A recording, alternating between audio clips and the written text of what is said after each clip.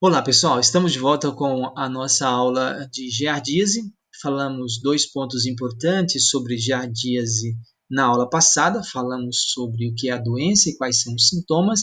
Falamos também do diagnóstico, como que nós podemos detectar o indivíduo com a infecção. E nessa aula de hoje, nós vamos falar, que é a continuação, vamos falar sobre a causa, né? Qual é o agente causal. Bem, estamos falando de protozooses, então estou falando de um protozoário que causa a, a giardíase.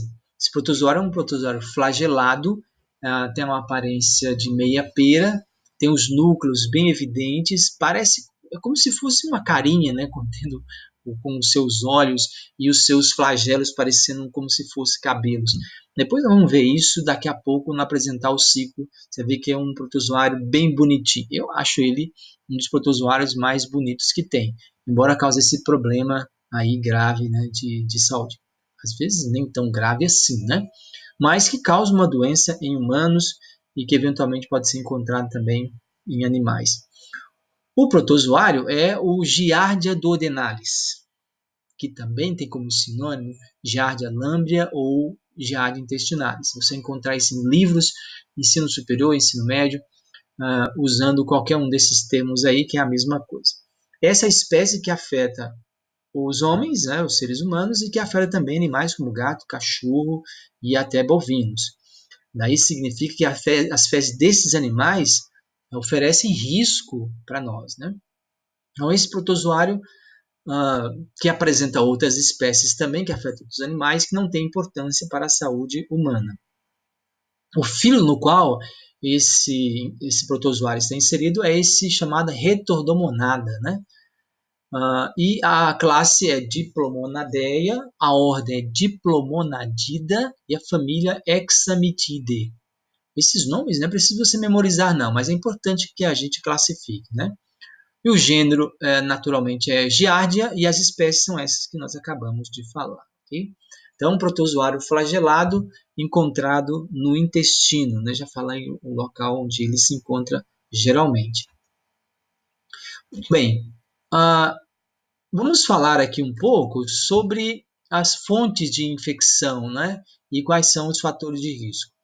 Nós que estamos sujeitos, nós humanos, devemos entender de que maneira a gente pode adquirir essa protozoose, de que forma, né?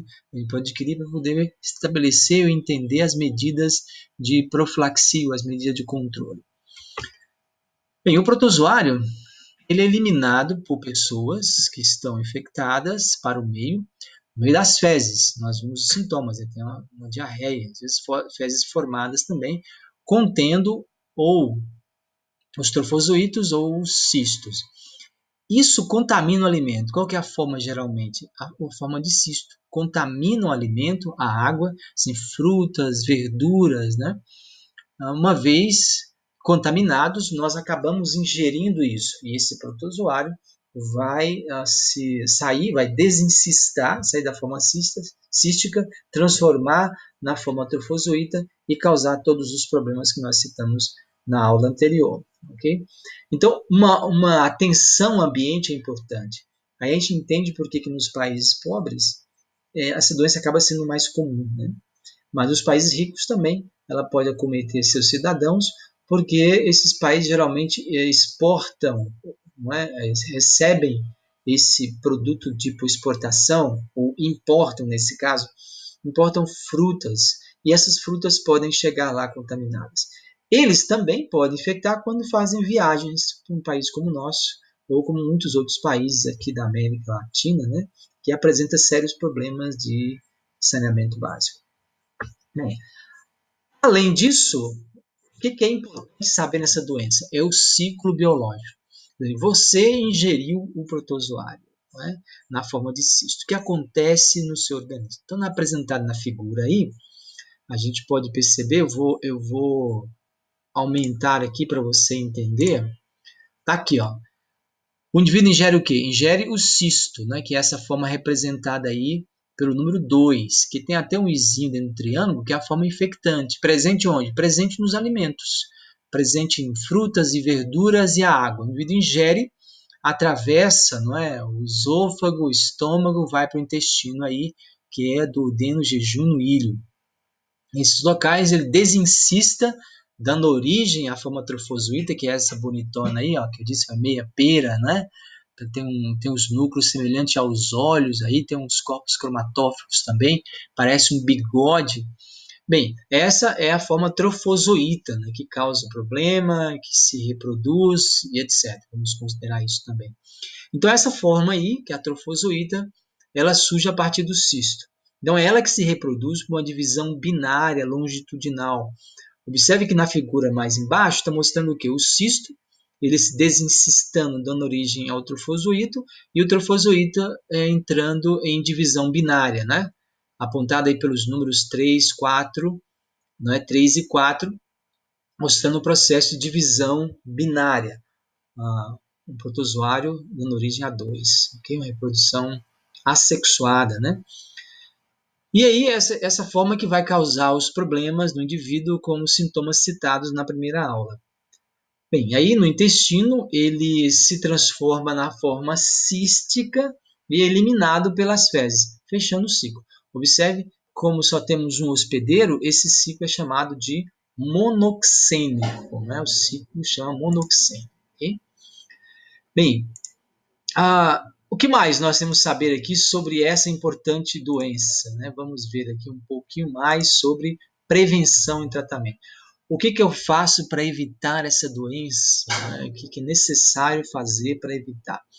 Bem, obras que não dependem de você, que é o saneamento, pelo menos diretamente, né? Depende de você, porque se você votar em pessoas que não têm compromisso com saúde pública, obviamente não vai implementar medidas como essa aí. Nosso país, e como muitos da América Latina, sofre com a falta de saneamento, né? Não tem uma água de boa qualidade, infelizmente, né? Os dejetos humanos, eles são lançados nos rios, geralmente os rios que cortam cidades. Essa água desse rio é usada para aguar, né, aquelas verduras que você come. Enfim, então tanto a água quanto o alimento pode vir à tua mesa contaminados com o cisto do protozoário. Educação sanitária, não tem saneamento, vamos ensinar o povo então a lavar muito bem as frutas e verduras, a lavar muito bem as suas mãos, né? A tomar cuidados pessoais para evitar que se infecte com esse protozoário. O tratamento dos doentes é importante também. Então, aqueles que estão infectados devem procurar o médico para serem diagnosticados e receber o tratamento. Okay? E o tratamento, obviamente, para encerrar o nosso assunto, é baseado numa série de medicamentos aí, que geralmente são gratuitos na rede pública, no SUS, né? Mas que você for comprar são baratinhos também.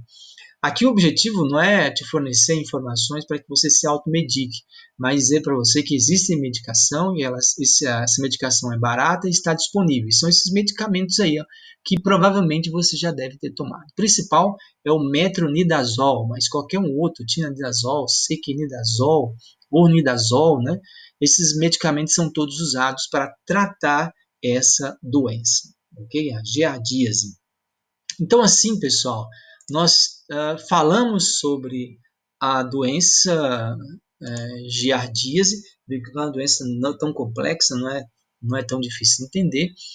Mas na próxima aula vamos falar de uma outra doença chamada amebíase, tá bom? Também adquirida da mesma maneira que a giardíase. Ok? Eu espero você no nosso próximo encontro. Tchau.